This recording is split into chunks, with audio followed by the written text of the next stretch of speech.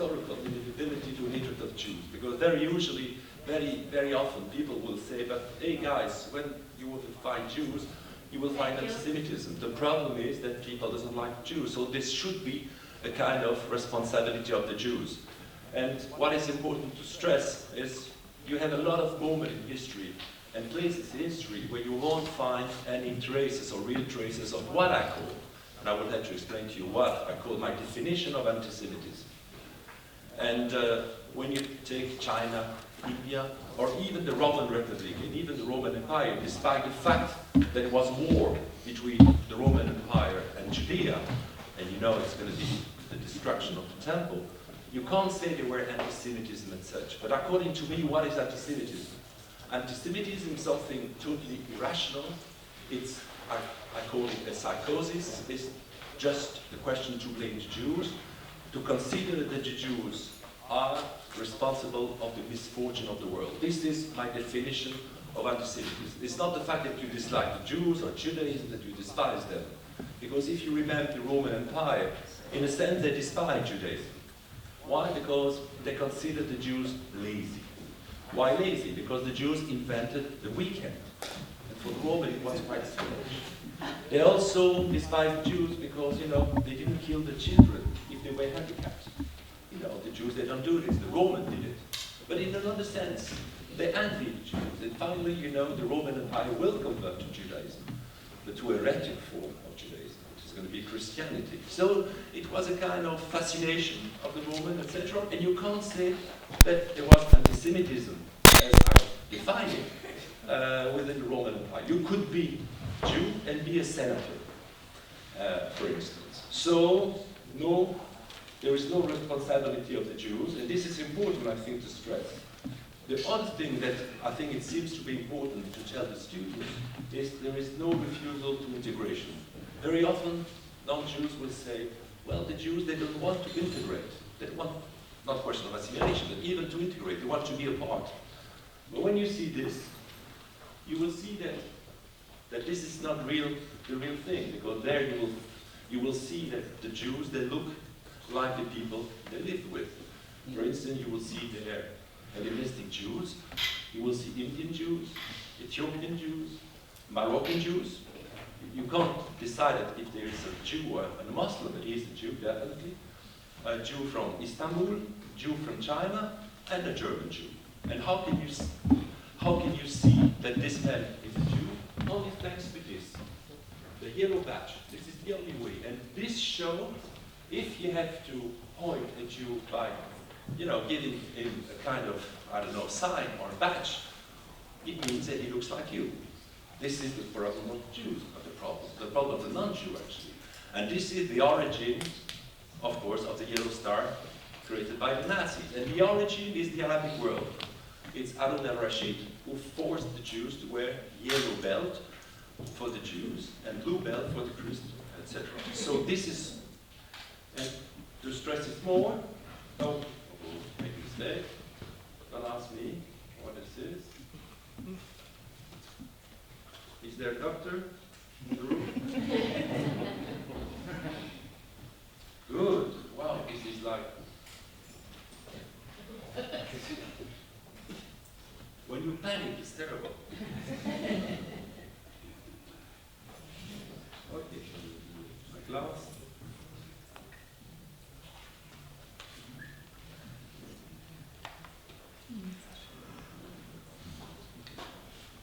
Please give it there.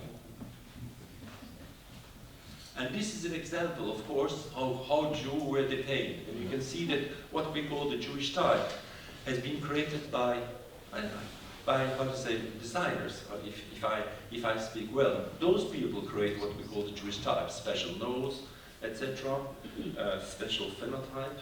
And this is a French postcard. So I prefer to use this. This is also typically, you know, Jewish representation. The first one is an Austrian one, and the second one is a Russian one. And you can see that they are Jewish. Why? Because this is the representation of non-Jew of Jews, of course. And I will show you these beautiful German soldiers. Why? It's very strange, and I will show you beautiful German soldiers. And this was, he was photographed in front of the Berliner Tagungsblatt just after the victory of the German army against the Polish, against Poland. And unfortunately, they discovered that this man actually was half Jew. His name was Werner Goldberg, and he will be expelled from the German army, and he won't participate to the invasion of France in the months after. The same with this one. This is a magazine about German family. They wanted to have a perfect German baby, and the photographer, who was an anti-fascist, he put a picture of a Jewish girl, just to make fun. And this is, you know, the Jewish girls after, you know, when she was 18. And this means, well, there is no Jewish type. But unfortunately, they created one. So the second thing is, you don't need Jews to be anti-Semite. And this is really the difference between, I will say, xenophobia, racism, and anti-Semitism. You can have a society with anti-Semitism with no Jews, or very few Jews. Hitler came to power in 1933 based on an anti-Semitic speech. There were only 1% of Jews in Germany. 1% means almost, not almost. They were quite important, but only 1%. So it means, and this is important, anti-Semitism doesn't tell us about Jews, but society, and always society in crisis, but not only in crisis, I would say also in mutation, profound change, revolution, industrial revolution, whatsoever, and I consider this, not only me, as a social disease. And I will explain to you that it is a neurosis of religious origin, transmuted into social psychosis. And the most important thing that I try to tell my students, Jews are not responsible for the woes of the world, but this is the definition, of course, of anti-Semitism, etc. So the question is, where will you find anti-Semitism, when, and why? And this is what I will try to explain to you, and this is what I try to explain back to my students. So, what is important to stress, that you will only find anti-Semitism, as I define it, only where you have Muslim, and even more, Christian. Why? And it means around Mediterranean at the origin. Why? Because it's a question of family. It's a family problem. There are no difference between Judaism, Christianity, and Islam. It's the same religion. The difference is to know whether Jesus is the Christ, announced by the Torah, or if Muhammad is the last prophet, you know, that the Jews were expected. So it's a family problem. And you can analyze it like, I would say, a problem in opposition to the father. And you know that you have to kill the father if you want to exist, if you want to impose yourself. And so it's a question of competition. The competition is who's going to convert the Christian pagans, the Roman pagans. Whether it's going to be the Jews, or the Christian, or maybe the Mitraille, the cult of Mitra, who came from Iran, etc. So Judaism is a competing phase, and the problem is the matrix of both Christianity and Islam. And you know that the family quarrel got worse. The first crime in the Bible is between two brothers, Abel and Cain.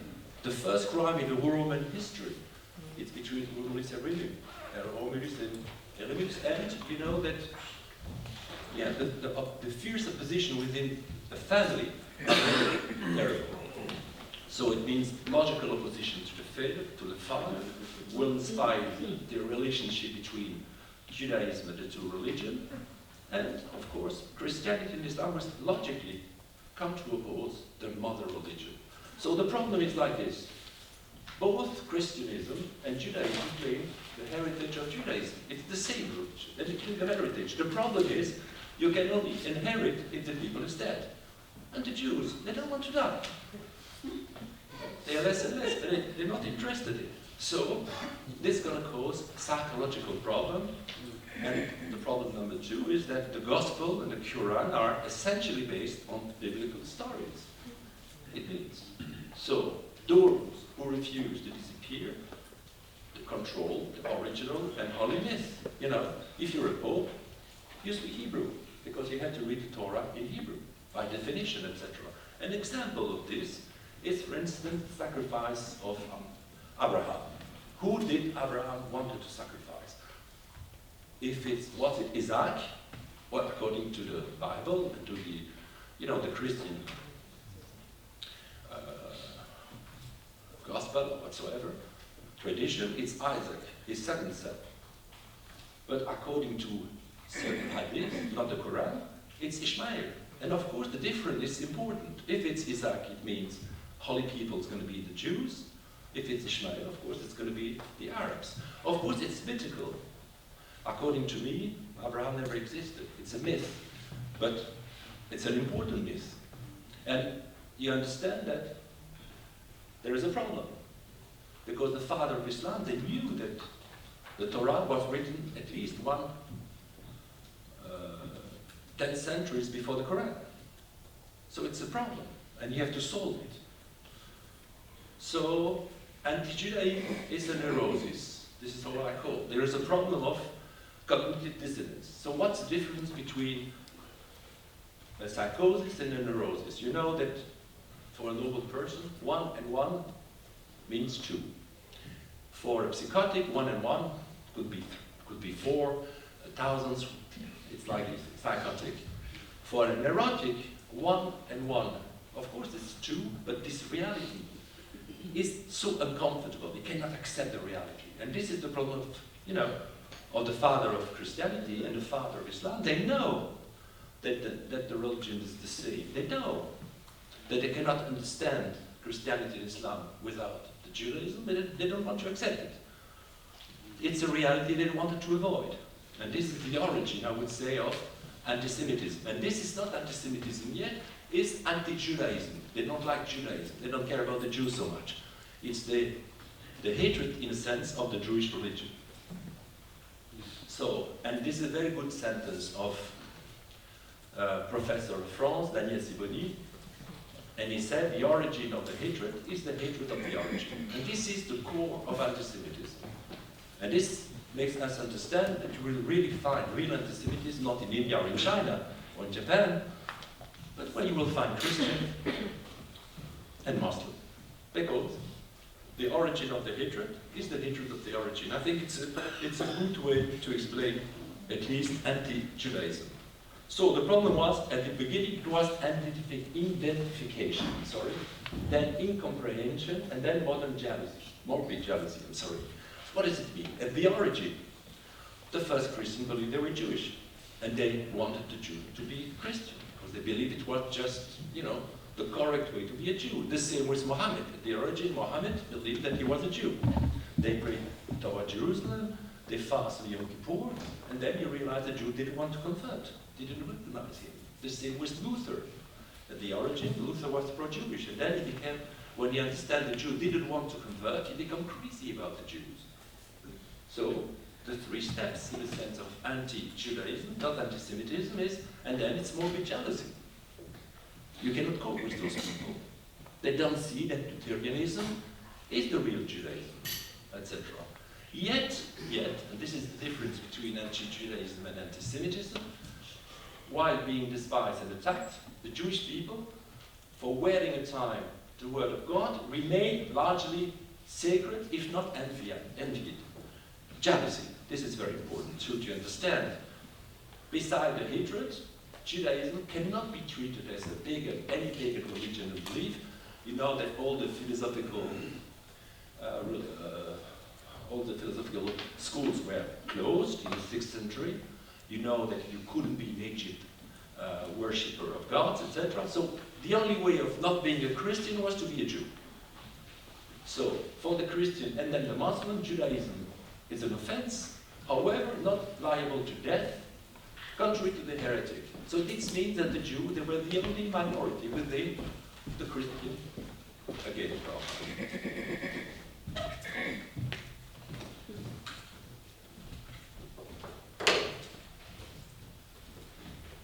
It's an anti-French microphone.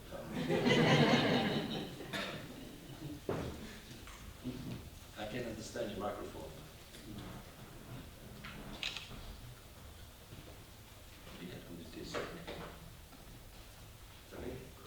Thanks. So,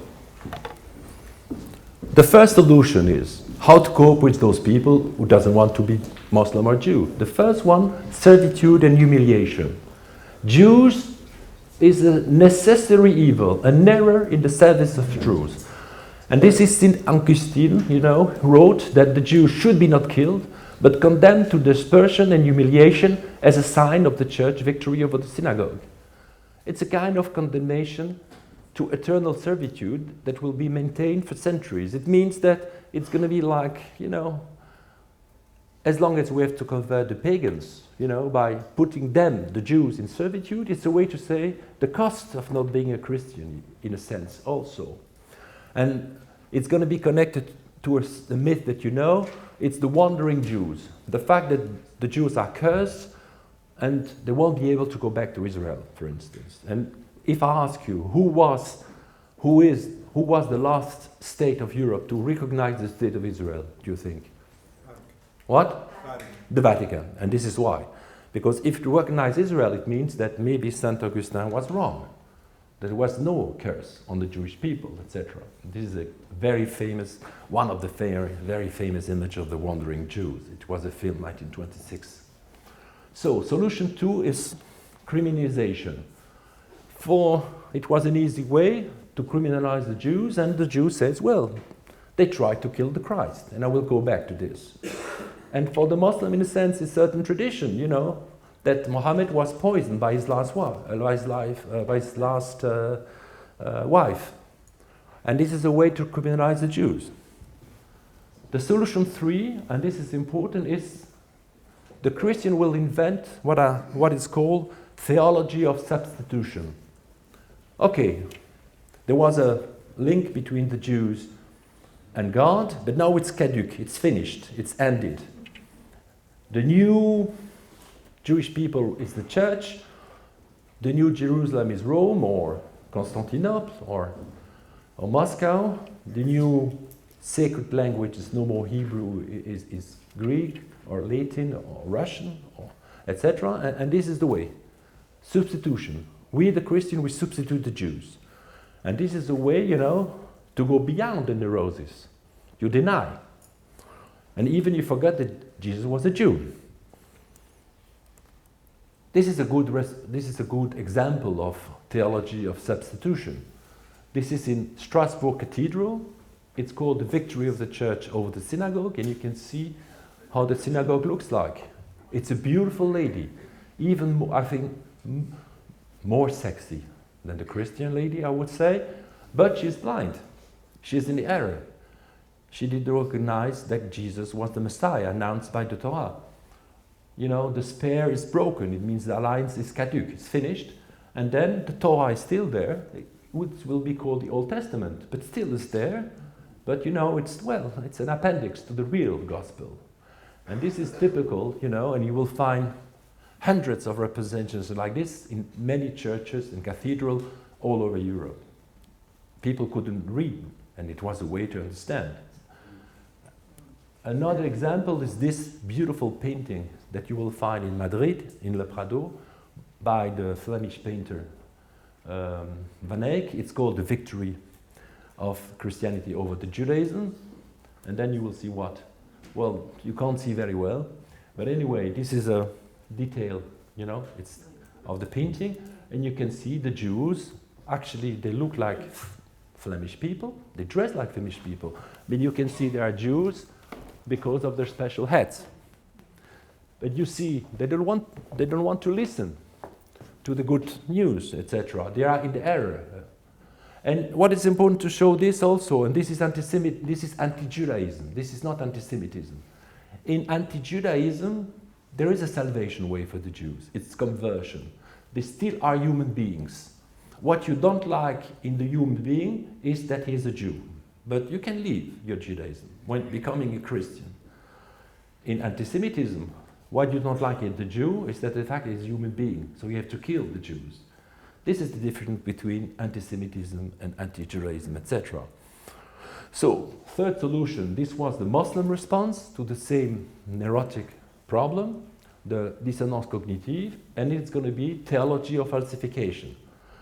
Contrary to the Christian, you do not consider that there was an alliance between Jewish people and God.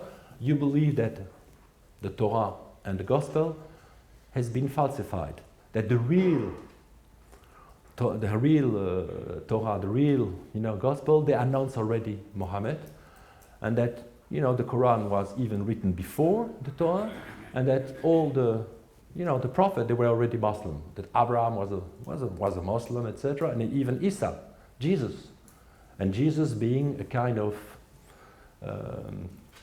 precursor, the last prophet before the last messenger, who is Muhammad, etc.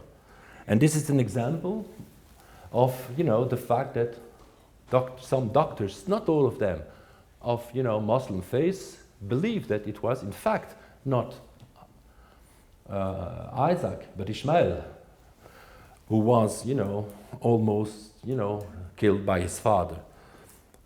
The first consequence is, and this is important also, because the Jews will have a special status without Islam and Christianity, the Jews are totem and taboo. They're not only taboo, they're also totem. It's the first, people who had a special relationship with God.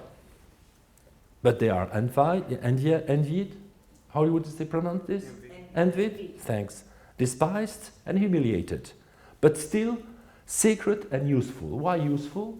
And this is also important. Ernest Gellner, the famous sociologist actually who teach here, he invented the castration, and Jews were a castrated, class or caste. They were useful to the medieval or the feudal, society as middleman minority, because, in traditional society, you need people like the Jews or like priests who couldn't have children, or like, minorities whatsoever. Sometimes it's going to be the Chinese or Indian. You need those kind of minorities. And the Jews were very useful to avoid any kind of, I would say, revolution within your own people. So the Jews were tertiary sector embryo. In the High Middle Age, Jews were tolerated because they were useful. Living as they did at the margin of society, Jews performed economic functions that were vital to the pre-modern feudal society. And this explains why you cannot really find traces of what I will call anti-Semitism according to my definition, or even pogroms or massacre before the Crusades. They were useful to the feudal society. Everything will change around 1100. Consequence 2. Hence, the Jews are going to constitute the only minority tolerated within Christian and Muslim state, especially the Maghreb, and to become gradually the usual suspect and ideal scapegoat. Any society needs to find within itself the reason of what went wrong, and of course it's going to be the only minority, and it's going to be the Jews. Conclusion. It is exactly in this double context, theological, totem and taboo, and sociological, only tolerated minority, that the Jews are gradually being assigned a triple role: religious, the Jews as witness and curse; economic, the Jews as foreign and economical agent; and finally, the Jews as an outlet to internal crisis, the scapegoat. It's logical. And so, on this religious hostility, set up gradually as a cultural call, will arise at first traditional anti-Judaism, then modern anti-Semitism, then, by a tortuous one and complex progress, the Nazi anti-Semitism, and finally, vicarious return of the history, current news Judeophobia called radical anti-Zionism. And I will try to speak about this. What is important is you shouldn't confuse between anti-Judaism and anti-Semitism. What is anti-Judaism? It's a rational opposition. You dislike the Jews for what they are, Jews, for what they believe. They do not believe that Jesus is the Messiah. You don't like them because they have they rest their weekends on Shabbos and not on Friday or Sunday. And this shows that the pivotal status of the Judaism, if you consider, and in a sense it's normal, that monotheist religions are intolerant by definition. The worst war is between also brothers and sisters, between Shiites and Sunnites, between Protestant and Catholic, between Jews and Samaritans. You know, Jesus, who only met Jews, he found a good Samaritan. It means a lot. A good Samaritan. Because according to the Jews then, Samaritans were hatred. That's why only 1,000 of them are left also. So the quarrel is theological. You don't like Judaism. And on the whole, logic, if we think about the exclusivism of the monotheist faith. But there is one thing which announced anti-Semitism, and this is the myth of Judah, you know, the one who is supposed to have betrayed Jesus. Because we know that the Romans are responsible of Jesus' death, not the Jews. And I will show you how you can show it, that this is maybe the first fake news of history. And you can see already that, you can't see it very well, unfortunately, but you can see already how Jesus will be more and more, he will look more and more like an Aryan, if it exists, it doesn't. And Judah more and more like a Jew. And of course, it's very useful. Judah means a Jew. So Jew betrayed Jesus. The problem is that all those people there around the Last Supper, they're all Jews. You can't find any non-Jews. But of course, it's so convenient to say that Judah betrayed Jesus. And this is Jean Chrysostom, and he said the Jews did slay Christ, you did lift violent hands against the master, you did spill this precious blood, this is why you have no chance for atonement, excuse, or defense. And this is very useful, this is very clever, because they had to convert the Romans. You couldn't say to the Romans, you kill our gods. So you have to make the Romans innocent, and so you have to say that the Jews are responsible, and it's good, because you want to destroy Judaism, because you are the new, etc. And this is Middle Age representation that you can't see so well. In my computer it's better. And then you see that actually the one, you know, who slain Jesus are not the Roman legionaries, the Jews. You can see on the hats. And this is very interesting. This is the first Jewish conspiracy. Why? Because you see that Jewish people are giving Jesus to, who is this man? Ponce Pilate. And how is Ponce Pilate represented? He's a Jew. Ponce Pilate, the Roman, is a Jew. And what is important, it's a conspiracy. And who is this man? It's Judah. And how could we know it? He sell it for money. So it's a Jewish conspiration for money. And this explains also a lot. Anti-Semitism has cultural, religious roots. This is another example. Everyone knows that he was, you know, slain by Romans, and those actually, they were Jews. And this is a good example, 13th century in England, and this is really, you know, how finally this is a transformation. How look how Jesus is represented, like a beautiful British citizen, and look the Jews, and look even Ponce Pilate. Ponce Pilate is being a Jew. And you understand the importance of this myth. And this is a fake news. And the problem is, you know, in political science, what's it important? It's not the reality, but what you believe the reality is, the representation of the reality. If you believe this, well, you become an anti-Semite, etc. But still, difference between anti-Semitism and anti-Judaism. So, well, let's go to anti-Semitism. So, contrary to what people believe, of course, the word is being invented in the 19th century. Anti-Semitism. Okay, it's a 19th century word, but it doesn't mean you cannot use it for previous, you know, time. The same thing, for instance, with genocide, invented in 1942 by Lemkin, and we speak about the genocide of Armenian, 1915.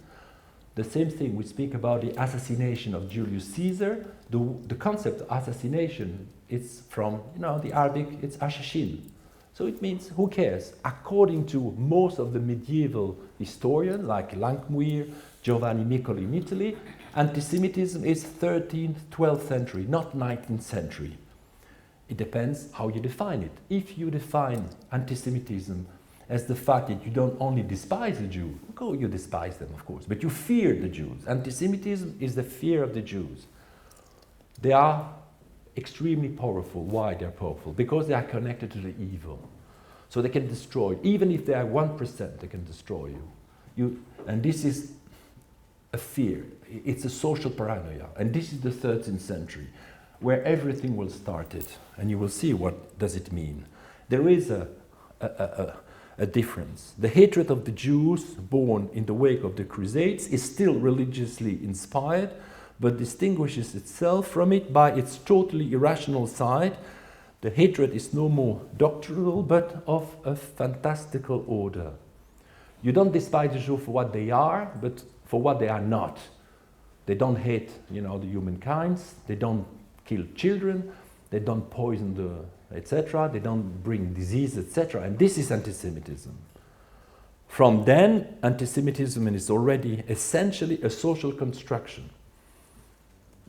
Neurosis turns into psychosis. Why? And one of the reason is economically. It's the misfortune of the Jews as a middleman minority. They're not useful anymore. In Flanders, in Italy, you have local bourgeoisie who or in Spain, who wanted to get the position that were given to the Jews in the feudal society. So we don't need them anymore. And if you don't want your dog, you will say he has the rage, of course. And this is the problem of the Jews. And so it means they were envied, and so it's going to be the Crusades. The Christians were supposed, to take back the Holy Land to the Muslim, and then some priest says, okay, we have to fight the infidels. Well, so it's okay. We have to fight the infidels, but we have infidels without us, without our society, and they are even worse than the Muslim because they killed the Christ. So the first massacre of the Crusades, as you know, were the Jewish community along the Rhine. 10,000 Jews were killed. And it's a major cultural shift. That's why I insist anti-Semitism is a medieval concept, but late medieval concept. Full-scale persecution, many places, with special accusation. So as I said, the Jews, and it's not Judaism anymore, it's the Jews who are hatred, etc. They are despised, they are hatred for not what they are, but what they are supposed to be, and they are becoming responsible of the misfortune of the world. This is my definition of anti-Semitism, and it's going to be, again, wow, okay. Jews were burned because of, and you will find, and this is really the beginning. You can't find, traces of persecution like this before the Crusaders period and the economical revival. That's why I say crisis, but also mutation. Some example you can find, Jews being, with very strange accusation. You know what this accusation is? That the Jews were supposed to, to desecrate the Holy Host, etc. Because, they're bleeding, because it's the Christ, actually. And this is a representation in Belgium, in the main cathedral of Brussels, where all kings are crowned. And it was created on the side where Jews were burned in 1370, because they were supposed to have, destroyed.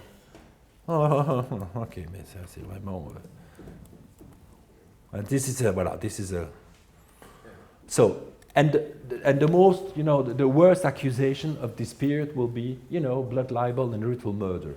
And the first occurrence actually is in England, in Norwich, 1144. You can't find any example, well, in Alexandria, but it was much earlier, but it means in the Christian era, it's 1144, the first time the Jews were accused of, of having killed a child. And between 1144 till 1946 in Kielce, Poland, you will find around 200, cases of fake accusation against the Jews. And most of the children, supposedly killed by Jews will be, if not beatified, they will be sanctified. And the main one will be, what his name is, of course, it's Simon of Trento. And this is an example of Simon of Trento. And he will be, and this is example, you will find, hundreds. And so it means that the Jews, they are doomed. This is the difference between, if you can see, the difference between anti-Judaism and anti-Semitism. This is not anti-Judaic way of exposing the Jews. This is anti-Semitic. The Jew, they are connected to the devil. Wow, it's so modern. And this is a good example of, you can see the difference between the Strasbourg Cathedral, the two beautiful girls, and anti-Semitism. This is in France, Canaveggio, and you can see the difference. This is, of course, Judah, and look how Judah is depicted. It's like a Sturmer cartoon, etc. And Judah is doomed because he's connected to the devil. He sold his soul to the devil. This is it's a representation of his soul, and this is, the 30 denarius, the money, again. And you can see the difference, and you can see that this is anti-Semitism. You cannot save a Jew. It's finished, He's connected to the devil, etc. And all those saints that I was speaking about, like Simon of Trento, they were sanctified after Vatican II. Because, of course, it's absurd. Jewish, how they eat. They don't, of course, blood, animals, they can't eat, and certain animals, and, believing the fact that they need blood of young children for Passover, for the matzah, it's totally absurd. And the Pope knew it. But there was a social pressure. That's why they were obliged to sanctify all those people. And this is Simon of Trento. And finally, this is an extreme right, extreme right manifesto. And they say, before I was a saint, but that was before Paul VI. And look, and this is very funny too. Réseau pédocriminel, pédo-holocaust. Le crime rituel dans l'histoire. So you understand, ritual crime in history. So it means it's still working, those accusations. So, Jews has become useless and superfluous. The economic resentment allied with traditional religious prejudice prompted the forced expulsion of Jews from several countries and regions. And this is, the fact that the Jews will be expelled from all over Europe. It will start in England, 1290, and it will finish in Portugal. There will be no more Jews in Europe. Well, some part of Spain, some part of Italy, north of Italy, of course, Holland, some cities in Germany, then of course the Ottoman Empire, and that's it, and Poland. 80% of the Jewish population then lived in Poland in 1800. 80% of the Jewish population lived in Poland. So some of our students, you heard about Dieudonné, the French antisemite, who said the Jews were responsible of slave trade. Wow, slave trade. Very strange. There were no Jews in England, no more Jews in France, no Jews in Spain and Portugal. How could you be responsible of slave if, the main, countries who actually did slave trade, there were no Jews there. So it's totally absurd, but it works because the important is not the reality. So, minority, and this is important to know, there were no more Jews, and any society needs, scapegoats. So, when the Jews will disappear, the Christian society, they will have to choose another kind of victims, and it's going to be the women. And the phenomenon of witches started when you won't have any Jews to burn in public space. And it's really connected. That's why sometimes I say to my students, women are Jews and they ignore it, and Jews are women and they don't know it too. It's the same. It's the minority who has to explain why what went wrong, because you need it. If you believe that everything is good because God exists, you need the devil. And the devil were connected to the Jews, and now it's going to be connected to the women. And you will see that the peak of the witch hunt, it's after the expulsion of the Jews from Europe between 1450 and 1750. Around 35 to 100 women will be killed. Exactly the same phenomenon that occurs against the Jews. I was in Portugal giving lecture 1 month ago, and they told me we had no problem with witches. Why? Because they have maranos. Oh. So they could still burn Jews. But fake Jews, fake Christian as they say. It was very interesting because you need the devil to explain why God doesn't, finally salute everything. And this is a good example, why, they call the Sabbath. And, the origin of the hat. It's the Jewish hat. The women, the witches, they bear the same hat than the Jewish hat. It's the same. And the wicked witch, actually, I've seen in London 2 days ago with my daughter. It was wonderful. And she wear the Jewish hat, actually. So let's go back. And this is about Islam. And the differences between Christianity and Islam, it means contrary to Christianity, we still have anti-Judaism till the 19th century. Within the traditional Muslim society, the Muslims, they didn't fear the Jews, they despised them.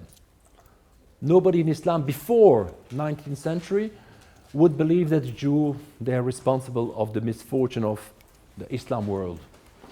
They were in a very bad condition, they were second-class citizens, and nothing to compare. So anti-Semitism, as I define it, or as medieval historian will define it, it's 19th century, actually influenced by the priest coming from first Orthodoxy and then Christian thing, like, Damascus affair, etc. And then, of course, the creation of Israel. How could you explain that we couldn't destroy Israel? It's because, Israel is connected to special forces, and so this is anti-Semitism, and I will speak if I have time later on, but still, the relation was not so easy. And you know that all the Jews, they were expelled from the Arabia Peninsula, and this is, with Khaybar massacre, etc. So, and this is a pogrom, actually, that you had some kind of pogroms. This is in Fez 1911, and those are Jews who were forced to hide themselves in the zoo of the Sultan, the only way to survive the mob, etc. And this, of course.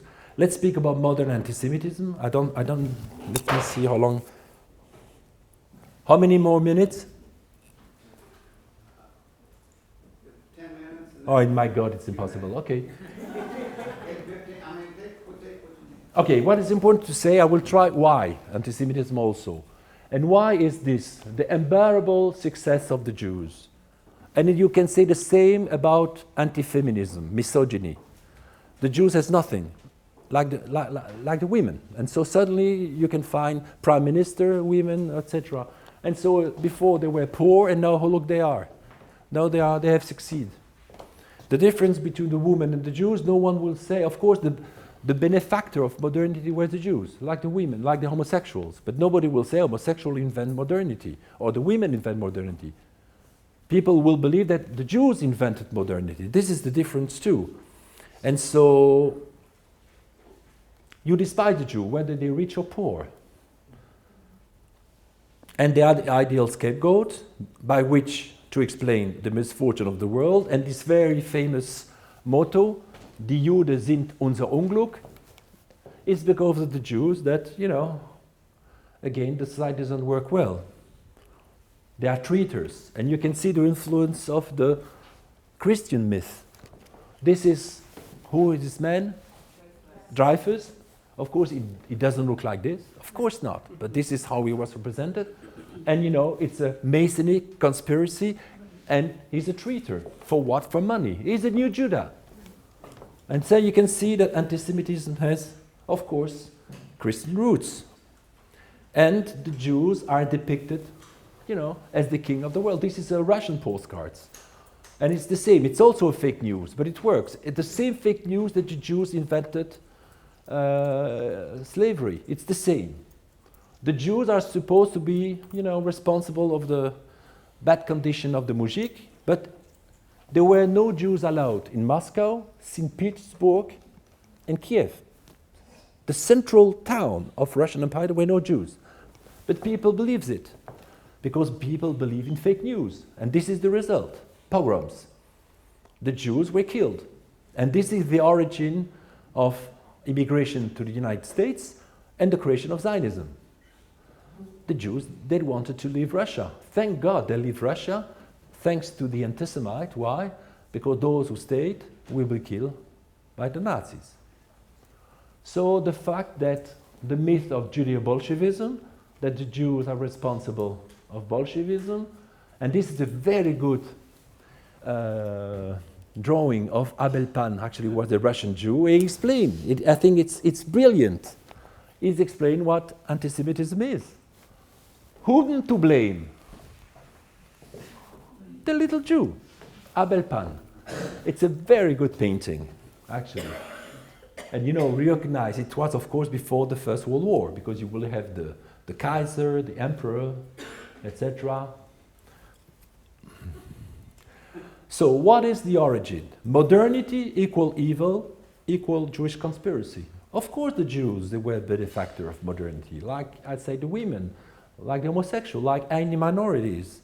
And this is a French postcards. In 1904, crosses were taken from tribunals. And for the Christian, it was terrible. No more crosses in tribunals. It means neutrality. It means separation between church and state. And the man who bought the postcards, he wrote, "Abat les Juifs," considering that it was because of the Jews that there is a separation within the church. And were the Jews responsible of this? Of course not. It was during Dreyfus affairs. So the Jews were hiding because they fear pogroms in France. This also is classical. The Jews, and this is the characteristic of anti-Semitism, contrary to racism or xenophobia, the Jews are rich and poor. The capitalists and communists. They are pacifists and warmongers. It means this is the problem of the Jews. And you can see the Masonic sign, of course. And this is really, and if you look today, some website, American or European website, you will see always the Jews, the Masons, domination of the world, etc. And this is a very interesting postcards. It's called De-Christianization of France, and it explained the process of modernization of society. What is the modernization? It means when religion is replaced by science, the traditional world by a modern world. It means being a bourgeois or worker. It means that you have to step on the Christ. It means you have to accept that religion is no more the focus of your society. And the man who drew it, he understands that the modernization of France, it means the separation between church and state. It's a Jewish conspiracy. A bat is traditionally the Jew, and actually he's a Jew. This man is actually the lawyer of Dreyfus. He's his portrait. So it means the Jews, they are those who are responsible of the end of Christianity within France. And look how the Republic looks like. French Republic. She is Jewish, actually. And of course, the Jews has nothing to do with this.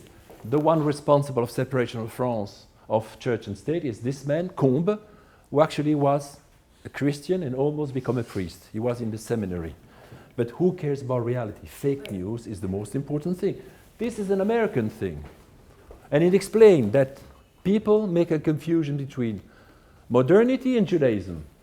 This is us in the hand of the Jews, what Judah ought to do. So it means, you have to go back to religion to understand. Judah is still there. And what are the Jews responsible of? Wall Street, okay, money. Republicanism, because Lincoln was not a Democrat but Republican. And very important, democracy. Democracy is a Jewish ideology. And so you understand it has nothing to do with the Jew. And this is very good too. This is a white Russian propaganda. Hitler could have seen this. There were a kind of 200 postcards published by white Russian people being expelled, by the Bolsheviks. This man is a Jew, obviously. Look, obviously, he's a Soviet Jew. And he's responsible of what? Because look, the price of tolerance, we emancipate them. And those people, we emancipate them, we were good for, and look how they give us, what they give us. Bolshevism, communism, socialist propaganda, finance, occultism, labor, sweet labor, cinema and press, cinema, maybe it's true. Hollywood, pacifism. And you can say maybe also whatsoever. And it doesn't concern the Jew. This is modernity. But the fact it's good with anti-Semitism, you don't have to say, oh, it's complex. You say it's a Jew. The Jew destroyed us. And this is around 1920. This is actually when maturation of Hitler. The same this. Look, Protocol of the Wives of Zions. This man is a German worker, and he wanted to get rid of what? Of the Jewish tycoon, capitalist, let's say Rothschild, and the Jewish social democrat. Whatsoever. You had so many within the Austrian and German. And of course, those two people who are connected, they say, no, we're not responsible of. You have to take of the good German, boss.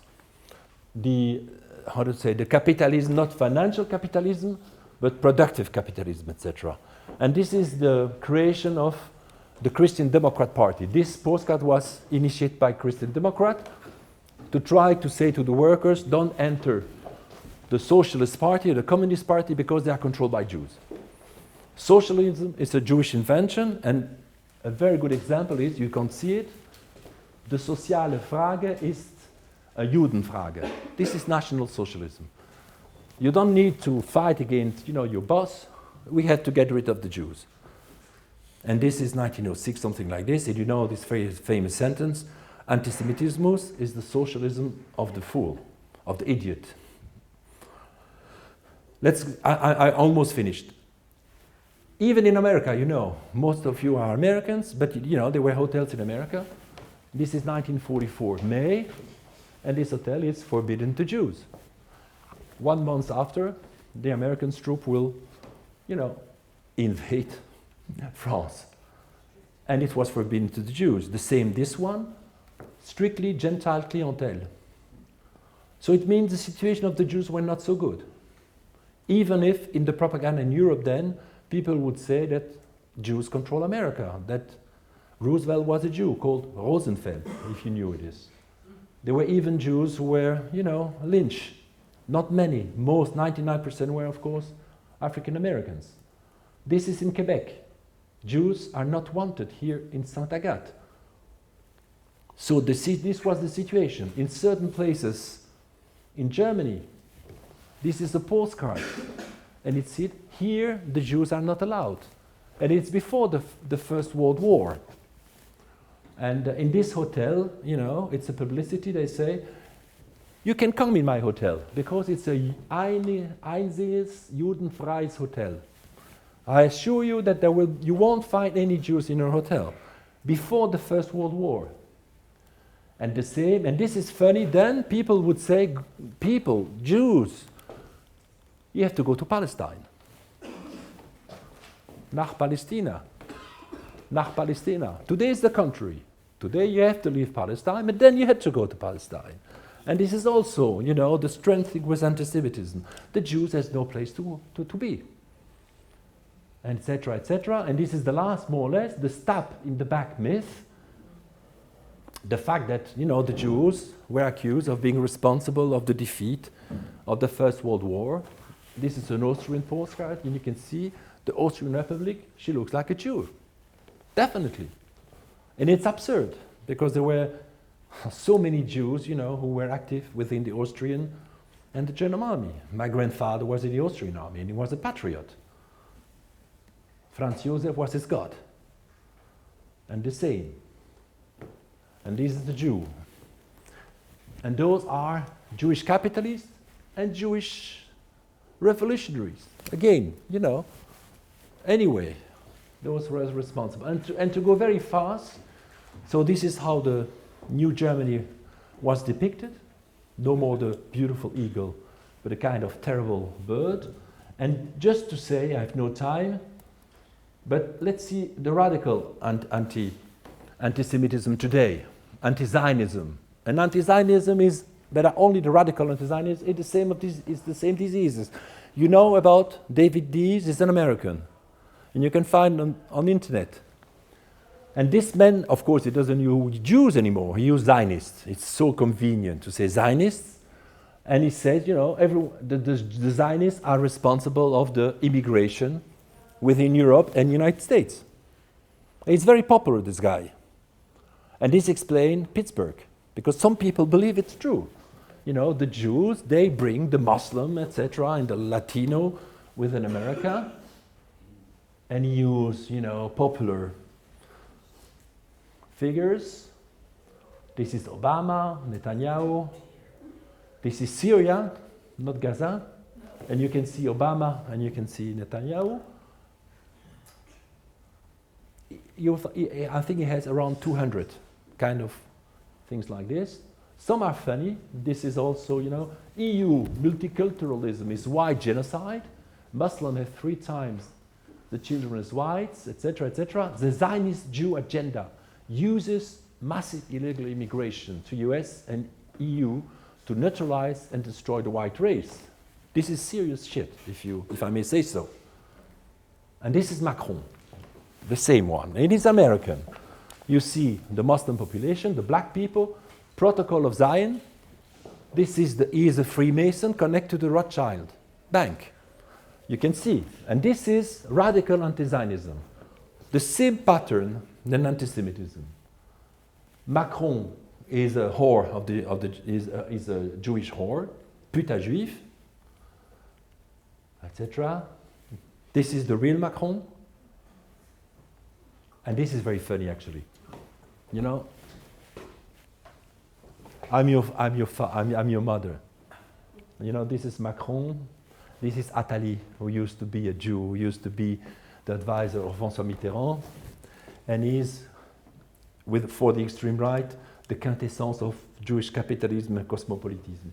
And she said, I am your mother, you understand? It means I'm your father. So he's his wife. And this is a leftist demonstration in Paris. This is Macron almost at NSS. Yeah, it's a leftist demonstration. And this is the Israeli flag. So it means that you can have conversion between extreme right and extreme left. And of course, and this is how when I say I use images and humor, I will send a lot of things to my students to show how absurd anti-Semitism is. This is Hollywood.org, crazy organization. This is Putin being a Jew. This is, you know, the one who said that Ukrainians, they are Jewish. This is, you remember this? This is so absurd. But anti-Semitism is totally absurd. Yes, and it's the same within the Arabic world. And it's, remember, modernity equal what? Judaism. And it's the same. Freedom and democracy milk, made in Denmark. And you can see the Jewish hands. It's the Jew who destroy, it means the traditional structure of Islamic society through democracy. Those responsible of, you know, you remember the cartoons against the Prophet? Those responsible are the Jews. Of course, there were no connection to this. And this is very funny, to show that Jews are always guilty. Egyptian TV debate.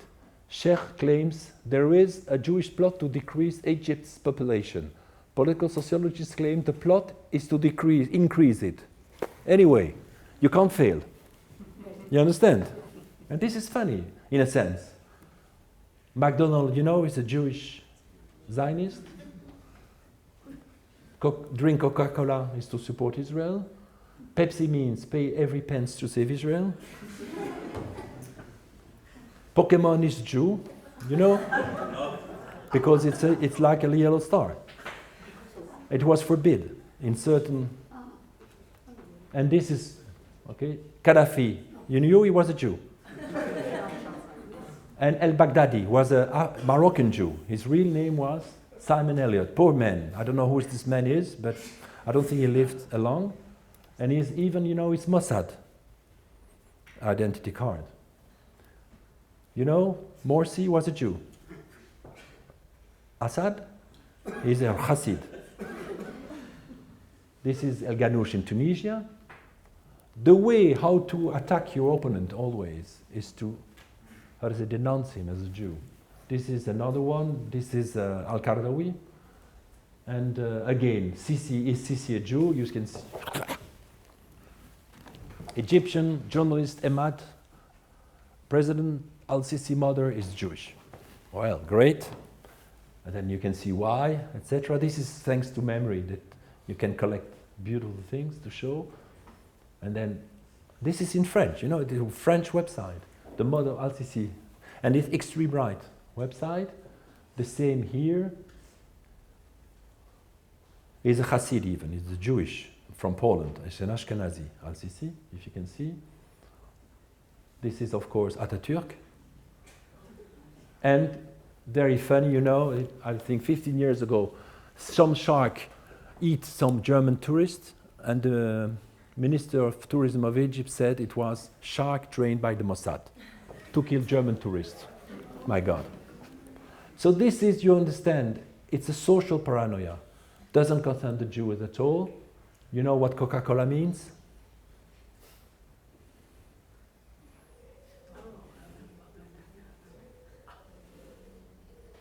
And the last one, and to show that it doesn't concern the Jews, it's funny. It means don't eat tomatoes. It transforms you into a Christian. Because it's social paranoia. It means if you have a tomatoes, you have a cross. So it means it makes you Christian. This was, voilà. Thank you.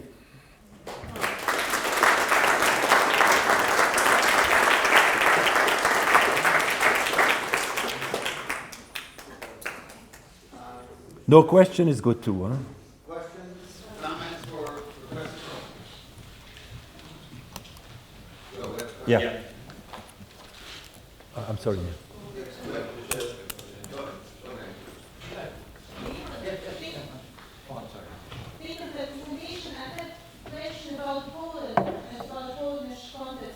Yeah. In Polish Galicia, as well in Ukrainian Galicia, there is a very popular figure, like a talisman or amulet, and it's a figure of typical stereotypical Jew with sandals and this stereotypical nose, and this small figure is holding a golden coin. And it's like an amulet which should bring money and fortune and luck. And everybody can buy it and put it on the left side of one's door to have more money. So how do you classify this?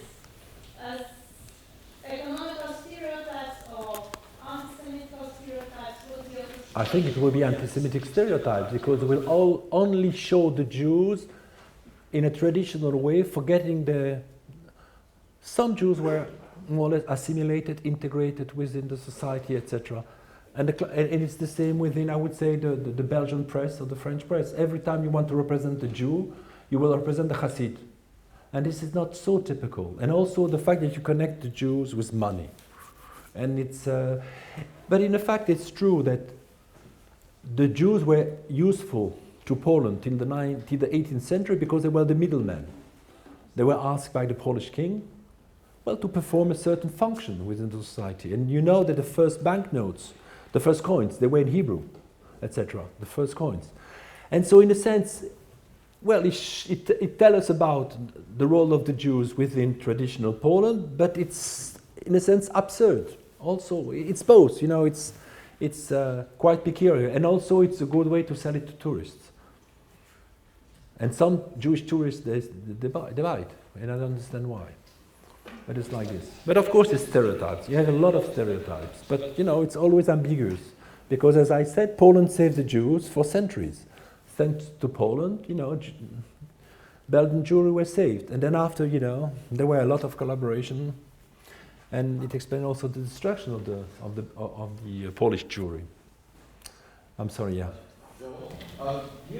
We have a lot of the scholars are thinking about their curricula. Yeah. And the students are beginning to think about what project, what implementation project they want to create in their context. Yeah. Going back to the university and such. I wonder if you can make a few suggestions or have any thoughts in terms of how your content, your presentation might be useful to, in very specific ways, to the professors and the students. Well, I hope I did give you some help to try how to teach, this complex phenomenon in more or less an hour and a half, maybe, I don't know. By using, I think it's very important, images, because you know what Confucius or maybe Napoleon said, one image worth 10,000 words, and it's true, and if you can use, like, Judah, etc., to explain, I think this is a good way too. I think to use images, and as many as possible, and then the rest is to be, and also, and I said, sense of humor. Yes, It means, for instance, to show the absurdity of anti-Semitism, the absurdity. Sure, I'm just asking for your tools and your application of them. So how do you use them in particular with your students? Like, are they embedded in homework assignments? Are they embedded in projects?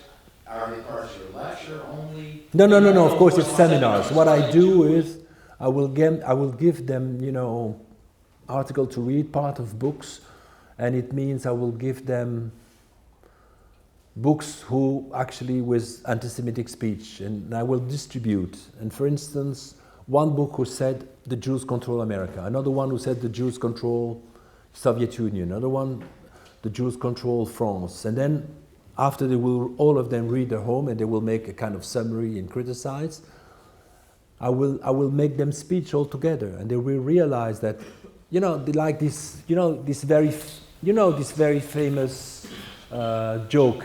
The joke when you have in Germany in 1938, you have two German Jews, both are reading a newspaper. It's a classical one, and the one is reading a normal paper, and it's terrible. Jews has problem in Germany, Jews has problem everywhere, and the other one is laughing. Why are you laughing? The news are terrible. And this man was reading the Stürmer. And he said, well, it's great news. Jews control America, Jews control Russia, Jews control England, Jews control France. You understand? So after they will read their paper, they realize the absurdity. Because when you believe that the Jews were controlling, and then Holocaust occurred, and nothing happened, that America refused to have any refugees, almost only 10,000, I think, refugees came before the Holocaust. Palestine was closed. And you know that the Jews were powerless, that all those things, and this is the way. You have to teach maybe by the absurd. But it's not so easy, actually. It's not so easy, because I would say 20% of my students still have prejudices. Some of them believe what they read, and it's terrible. They believe that the Jews control the world through Freemasonry, because you can still find this on the internet. But I think most of my students, more or less, they understand that it's quite a special phenomenon, etc. Yeah. I was wondering if you think that anti-Semitism manifests itself in different European societies differently because of the type of Christianity that's predominant in the country. So, for example, it will manifest differently if it's a predominantly Protestant. It's true. It depends what kind of Protestantism. If it's Lutheranism, it's going to be worse, I suppose. If it's Protestantism like the Dutch one, it means les Protestants in Holland. No, not Lutheran. Allez aux Pays-Bas. Je deviens. Anyway, if you will see within America, or even within England, you will see, of course, a different way. But still, Christianity is the origin of anti-Semitism. Still, it's still pregnant. It still functions today. And I will try to explain this afternoon how it still functions considering modern anti-Zionist propaganda. And it's readaptation of those old myths, and especially, the infanticide, ritual murder, the fact that our press, at least in Belgium or in France, and in England too, will stress about the fact that the Tzahal, the first act of Tzahal, is the Palestinian children. And this is, I would say, cultural. It has a Christian origin, and I will show it also through images that I collect. But still, there is a difference between, the Protestant faith in, the Protestant faith in Holland. I'm sorry, I'm tired. What? Calvinism. Thanks. Calvinism. The Calvinism will be more connected to Jew. They will have a different way of Judaism, for sure. And why do you think that is? Because, contrary to Luther, they read the Bible and they understand it, and in a sense they have a kind of identification, to the Jewish people, to Zionism, etc. It also explains why you will have more. It's inherent to the fact that it is predominant in Dutch culture. So do you think that Not Dutch culture. I would say I will say this explains also the phenomenon of, I would say, pro-Zionism within America, for instance. It's the same. Or that there was at the origin people like Lord Balfour, they were kind of Protestant Zionism. No, they believed that, they were the Brits, they were the new Jews in a sense. They believed then that British means the Jewish, British, Britannia, etc. So they want kind of absurd thing, which explains also the Balfour Declaration. So there are differences, but I had to be very short.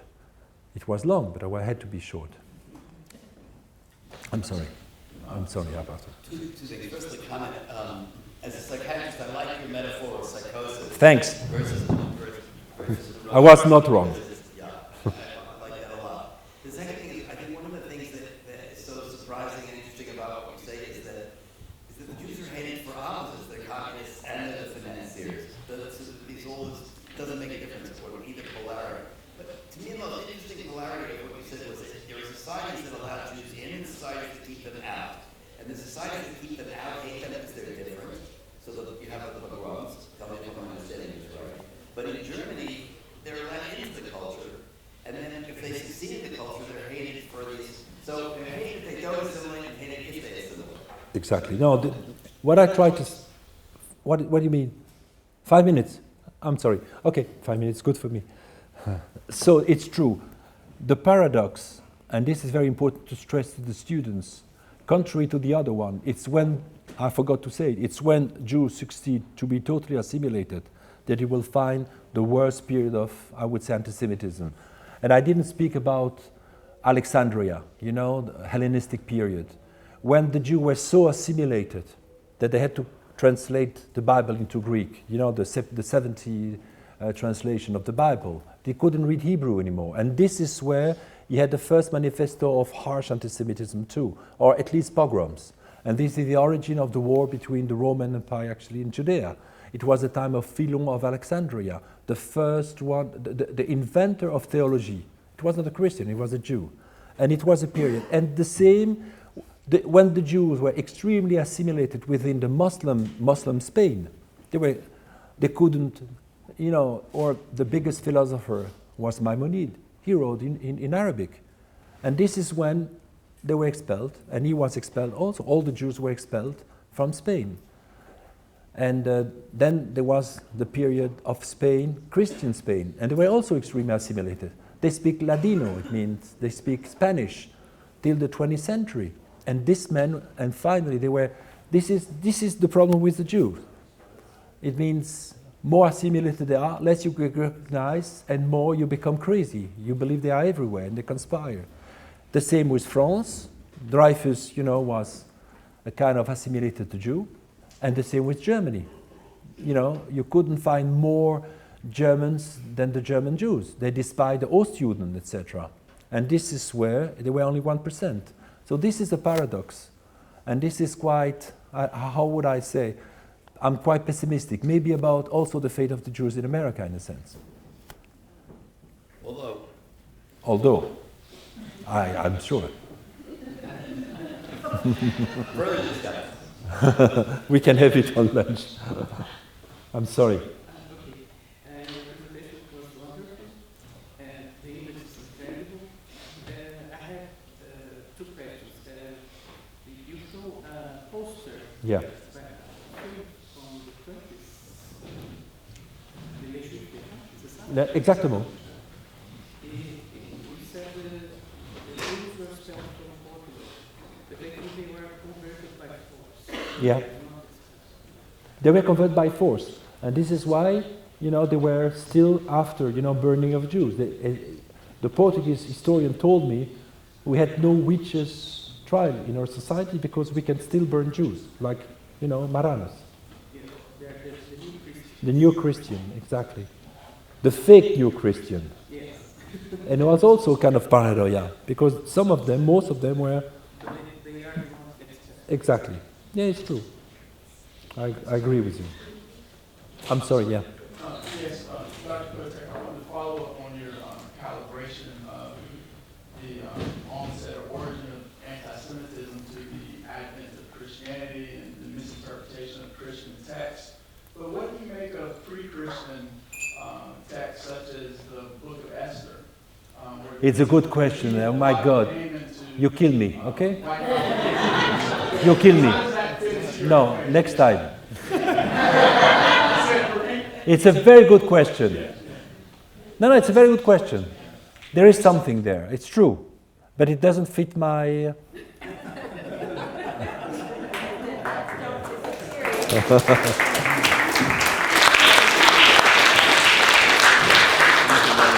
Ça va?